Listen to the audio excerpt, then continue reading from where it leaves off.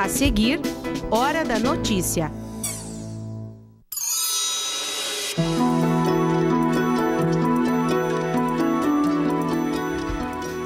Os estragos em Passo Fundo com a chuva dos últimos dias. A partir de hoje, uma vez por mês, a gente mostra reportagens que apresentam as diferentes formas de deslocamento de pessoas na cidade. É a série Vidas em Movimento. Os benefícios de trabalhar em família. Na segunda reportagem da série No Campo, nós vamos mostrar hoje a agricultura familiar. E ainda um livro que traz literatura e trata com delicadeza problemas como anorexia e bulimia. Alice no Espelho é o livro do mês de maio, indicado para leitura aqui em Passo Fundo. E no estúdio nós vamos conversar com a autora da obra. Hoje é terça, 30 de maio, é hora da notícia.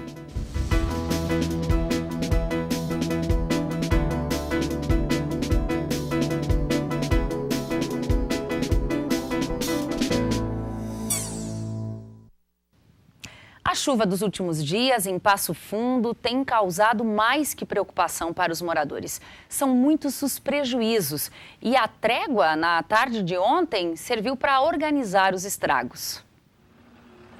Com a trégua na chuva, equipes da Prefeitura de Passo Fundo trabalham para auxiliar as famílias que tiveram prejuízos.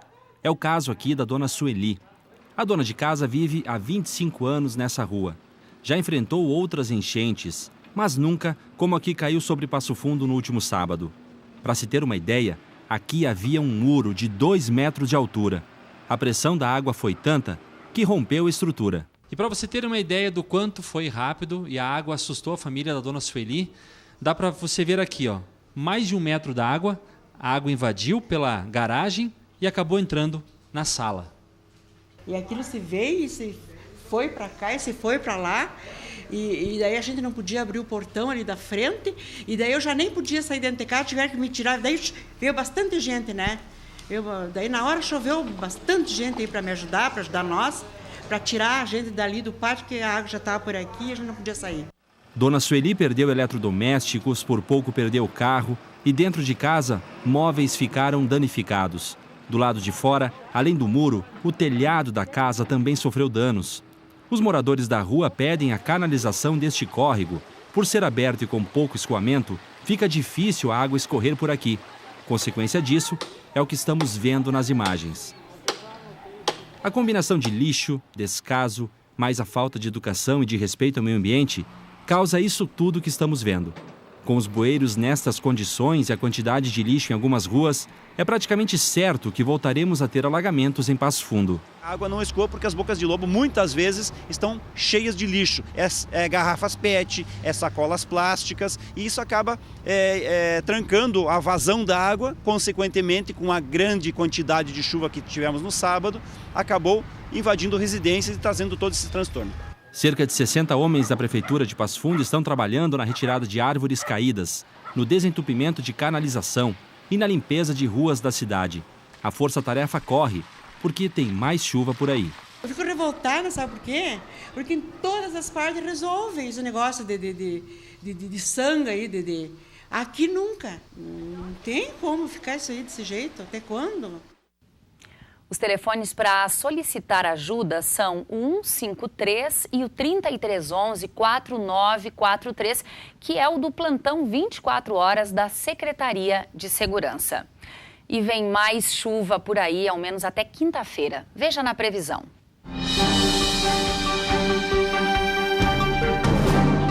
Previsão de uma quarta-feira sem chuva em Passo Fundo, com céu encoberto e muitas nuvens.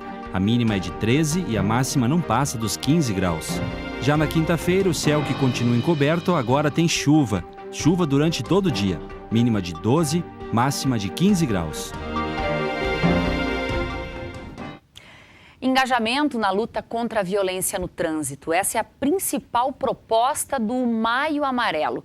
O movimento é mundial e aqui em Passo Fundo é uma das pautas para um programa aqui da UPF, Universidade Educadora. Uma vez por mês, nós vamos exibir uma reportagem especial com estrangeiros, ciclistas, crianças, cadeirantes, pedestres e as diferentes formas de deslocamento na cidade. Os idosos são as vidas que se movimentam nesse mês de maio. Se nada for feito, a Organização Mundial da Saúde estima que 1,9 milhões de pessoas devem morrer de acidente de trânsito em 2020. Por isso, hoje nós vamos falar de vida. E no espaço que é o da mobilidade, marcado pelas cores, pelas misturas, pelas opiniões, pela ganância, pelas conexões e pelos sentimentos, nós vamos conhecer histórias e memórias de vida e seus deslocamentos. Vamos conhecer a cidade da Maria, da Leonóide e do Flori, idosos em movimento.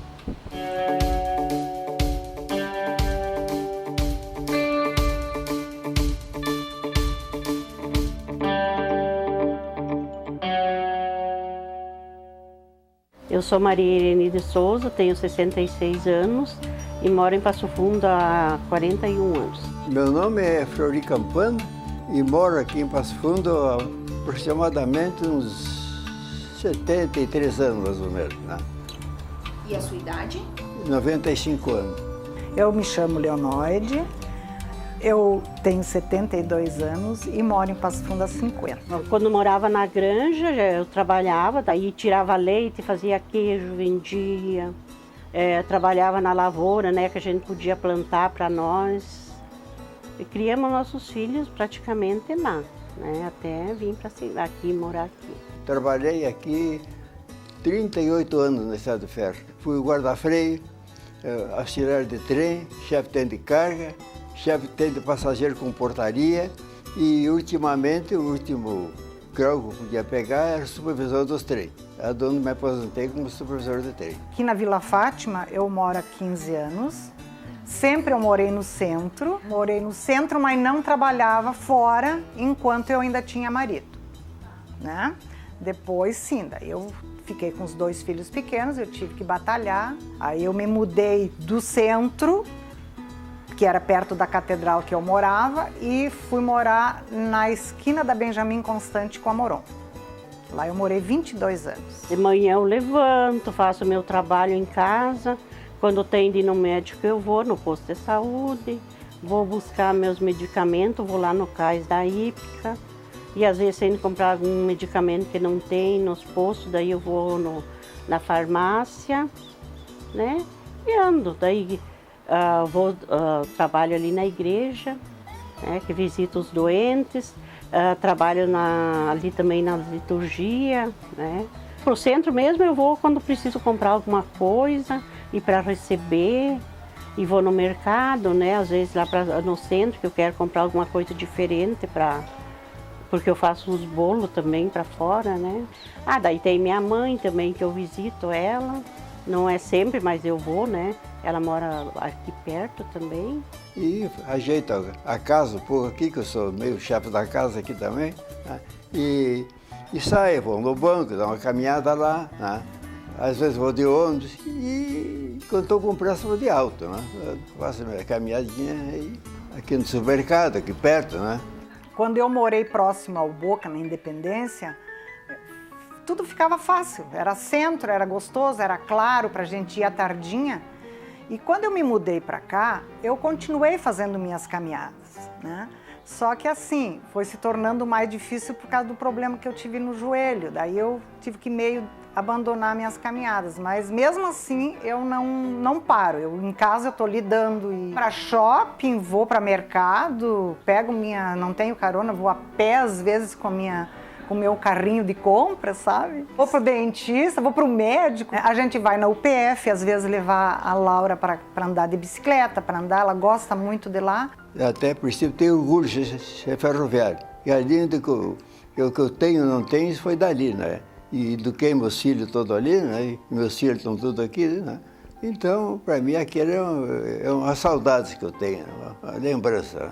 Eu gosto de ir ao banco. Às vezes o meu filho me dá uma carona no final de tarde, mas ele não desce do carro, eu aqui vou lá dentro.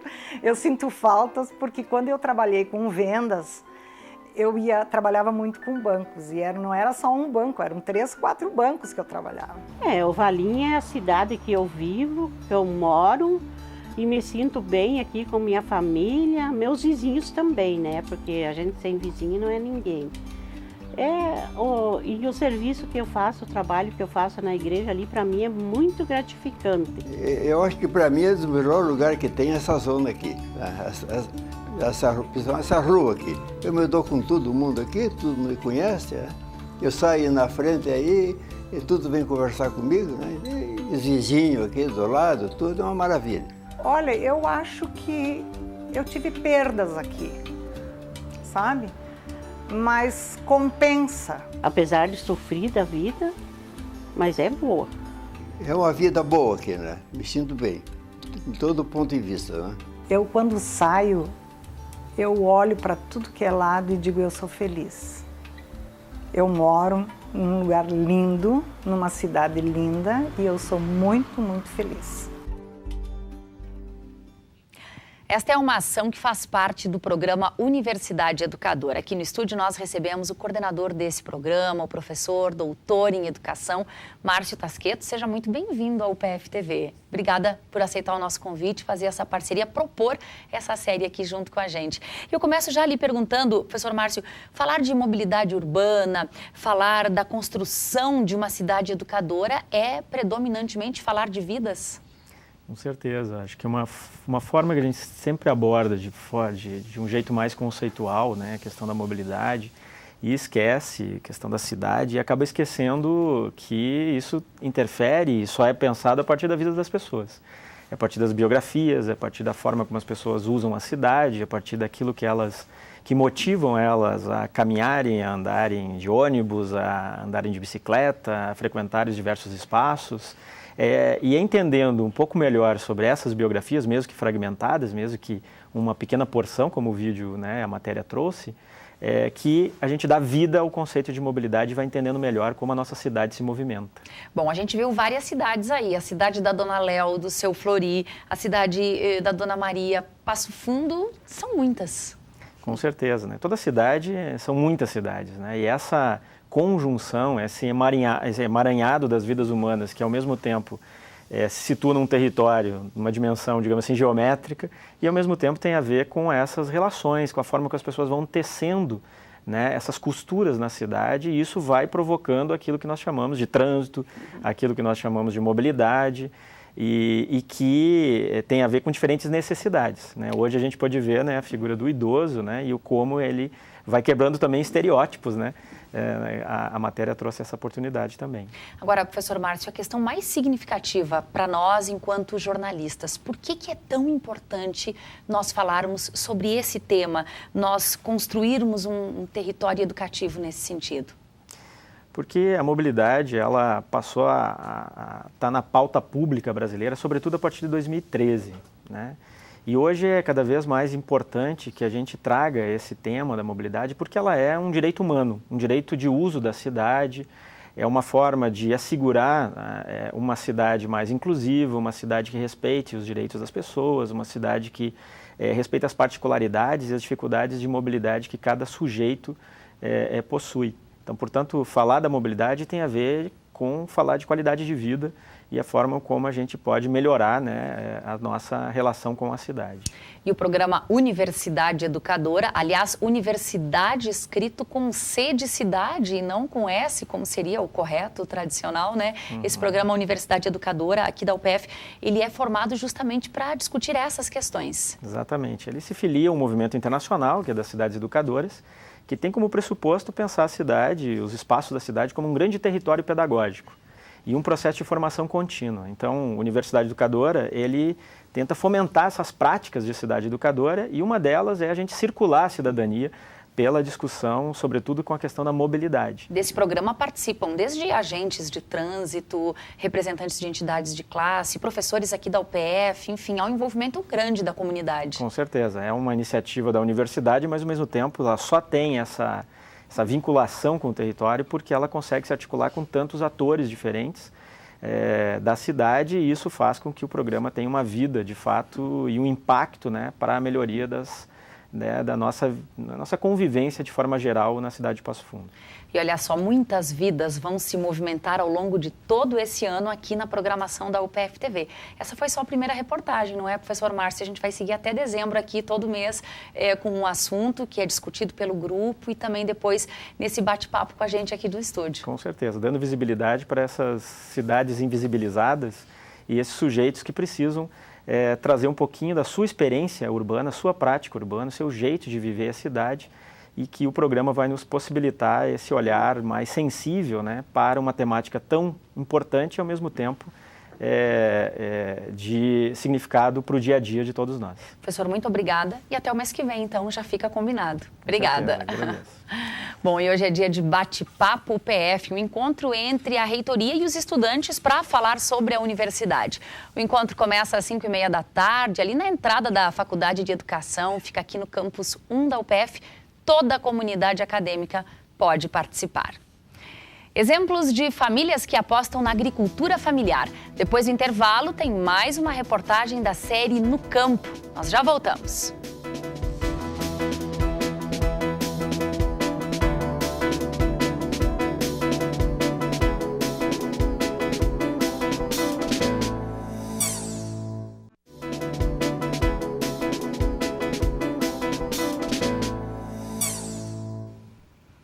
As atividades da Associação Pro-Cluster de Saúde de Passo Fundo já saíram do papel. A associação reúne representantes de todas as instituições de saúde da cidade.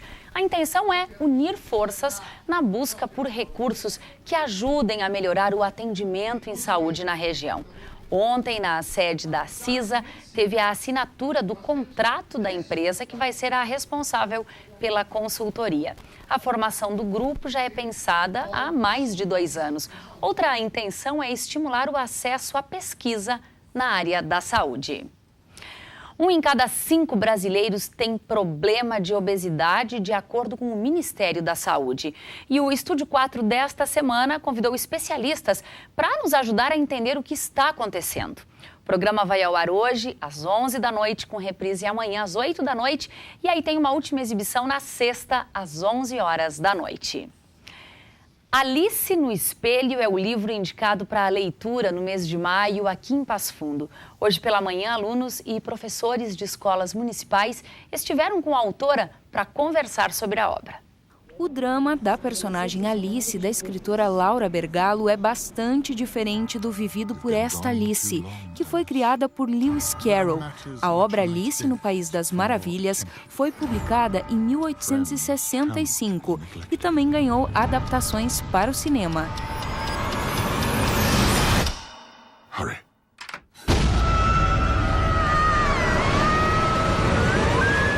Mesmo mesclando a história do escritor inglês, Alice, de Laura Bergalo, é uma adolescente que não se depara com o mundo mágico. Ela precisa se adaptar ao mundo real e responde de maneira destrutiva a situações que a confrontam com os padrões estéticos da sociedade. As consequências impactam na saúde da personagem e são claramente percebidas por leitoras que gostam de literatura, como a Chayane. Porque a literatura ela fala de muitas coisas que às vezes a sociedade insiste em esconder. Por exemplo, tu não vai perguntar para uma pessoa e ela vai te dizer que ela sofre de tal problema, porque é uma coisa muito íntima dela. Ela vai simplesmente dizer que está bem. A literatura, por outro caso, como Alice no Espelho, ela fala da vida que essa menina estava levando pelo fato de ter a anorexia e a bulimia e os problemas que ela estava enfrentando de saúde. No Teatro do Sesc, a manhã de hoje aproximou leitores da autora de Alice no Espelho.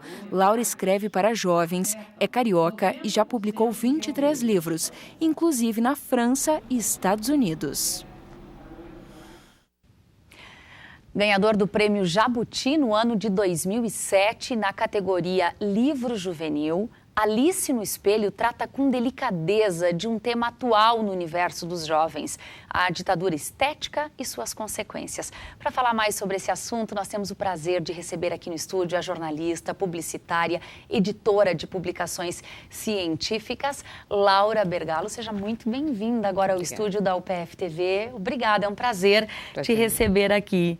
Laura, você nasceu no Rio de Janeiro, mora lá e pela primeira vez vem a Passo Fundo. Como é que está sendo essa experiência? A experiência está sendo fantástica, porque eu tenho uma ligação muito especial com o sul do Brasil, né? Uma das pessoas que mais influenciou na minha formação, na minha adolescência, na minha infância, foi meu avô, Luiz Bergalo, que era gaúcho de Uruguaiana. Então, para mim, está sendo assim um prazer imenso, principalmente por saber que Passo Fundo é considerado, e nós no meio literário sabemos, né, é a capital nacional da literatura. Então, tem sido assim uma experiência fantástica. Hoje o encontro com os jovens foi muito bom. Foram feitas perguntas muito interessantes, todos muito interessados, até porque é um tema que fala de perto a eles, né? Essa questão dos transtornos alimentares na adolescência. A gente viu aí a participação de uma jovem na reportagem. Ontem à noite você esteve com adultos, quer dizer, para o escritor nada mais gratificante do que poder receber esse feedback pessoalmente. É por aí, né, Laura? Com certeza. O fato de ver o nosso livro sendo lido, discutido, conversado, é uma coisa que realmente é o melhor presente que o escritor pode ter. Bom, e para presentear quem está nos assistindo, a gente vai ler agora um trechinho, Laura, do conteúdo do livro. Olha só, Alice tem saudades das noites em que o pai contava as aventuras de outra Alice que tinha descoberto um caminho para o País das Maravilhas. Mas depois que o pai foi embora, a vida de Alice, da Alice real, ficou um tanto difícil. A mãe, sempre preocupada com a aparência, nem olhava para ela. Assim, Alice foi sumindo de verdade, parou de comer, disseram que ela estava com anorexia. Que nada, as pessoas é que não viam que ela estava mesmo gorda. Até que Alice vai parar do outro lado do espelho. Por que é que você decidiu falar sobre esse tema que é tão forte, tão denso e tão relevante nos dias de hoje? Isso aconteceu pelo fato de eu ser editora de publicações médicas, né? Então, eu comecei a lidar com muitos textos que falavam sobre isso e tive uma experiência com um amigo que teve uma menina, uma filha de 14 anos internada de forma muito grave, em estado muito grave, por anorexia. Então, comecei a perceber e resolvi fazer uma pesquisa e descobri que é praticamente uma epidemia silenciosa aqui no Brasil, mas é uma epidemia. Muitos jovens sofrem de transtornos alimentares e esses transtornos muitas das vezes não aparecem. A família demora a perceber até que a situação se torne extremamente grave. Pessoas que já tiveram a doença te procuraram por conta da obra? Isso já ocorreu? Sim, já aconteceu em palestras em escolas, que a gente costuma fazer muito, de meninas, principalmente as meninas, né, que os transtornos alimentares afetam mais as meninas do que os meninos. Ao final da palestra, me procurar num cantinho e dizerem, olha, eu estou com esse problema, o que eu devo fazer? E a gente sempre aconselha que procure ajuda médica, né? Porque é um problema bastante sério.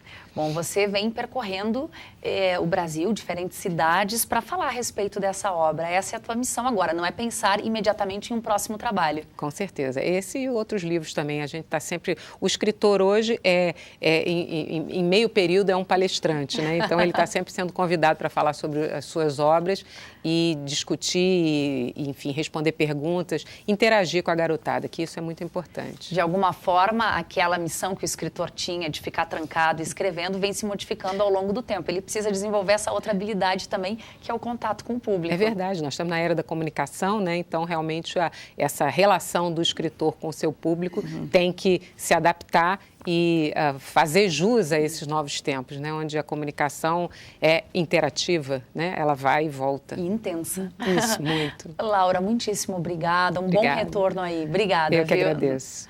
A agricultura familiar é a principal responsável pela comida que chega às nossas mesas. É um setor que representa cerca de 70% dos alimentos consumidos em todo o país. E na segunda reportagem da série No Campo, nós vamos conhecer duas famílias. Olha só.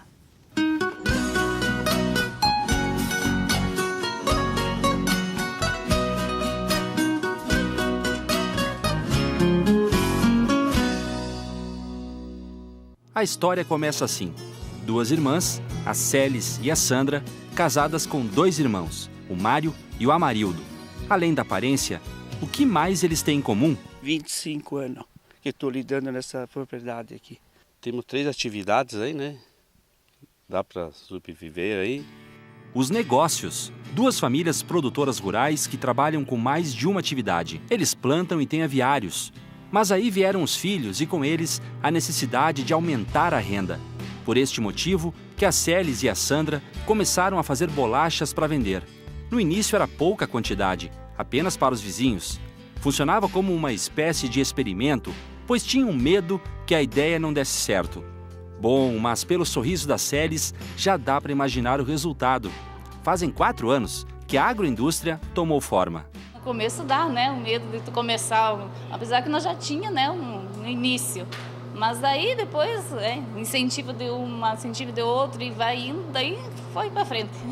E deu certo? Né? Deu certo, graças a Deus, deu certo.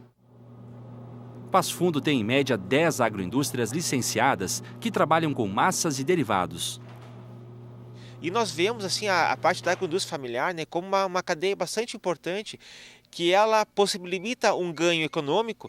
E esses meninos, né, nas suas fases de 18, 19 anos, né, têm também a possibilidade de continuarem essa cadeia econômica, né? As bolachas, as massas, as cucas e os pães, que são produzidos pela agroindústria da família, são vendidos na Feira do Produtor em Passo Fundo. Feira que acontece no Parque da Gare na segunda, na quarta e no sábado. Por aqui, a família da Celis e da Sandra tem clientela garantida. Então a Emater ela procura nesse tripé, né, auxiliar, visualizando, né, esses mercados, esses potenciais de mercado, né, e orientando nessa atividade, né. Aqui na propriedade, todo mundo faz um pouco de tudo. Nós aqui em casa somos bem unidos com a família, né? Cada um ajuda um pouco, né, o serviço, né? Todos trabalham juntos, né? Daí que não precisa, vai para a lavoura, outro para o aviário, para a agroindústria e toma aí, né? Mão firme aí para ter força. Celis conta que a organização é fundamental para que as famílias não tenham problemas com os gastos e na hora de dividir os lucros. Além disso, outro ingrediente para o sucesso é o respeito. Nós, graças a Deus, está dando certo. A gente está dando certo, porque a gente é 2 irmãs com 2 irmãos e daí o respeito e vai indo, né? E daí está dando certo, graças a Deus. Tu pega e trabalha, vende os produtos e quando chega ao final do mês, né?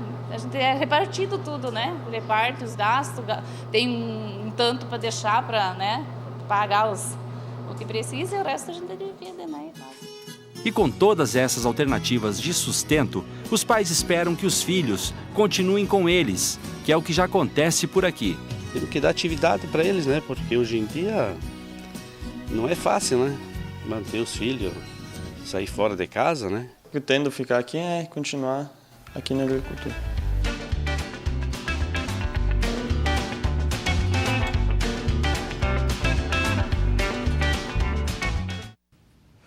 Amanhã você vai ver como uma escola do interior estimula o aprendizado sobre agricultura e a importância das famílias permanecerem no meio rural.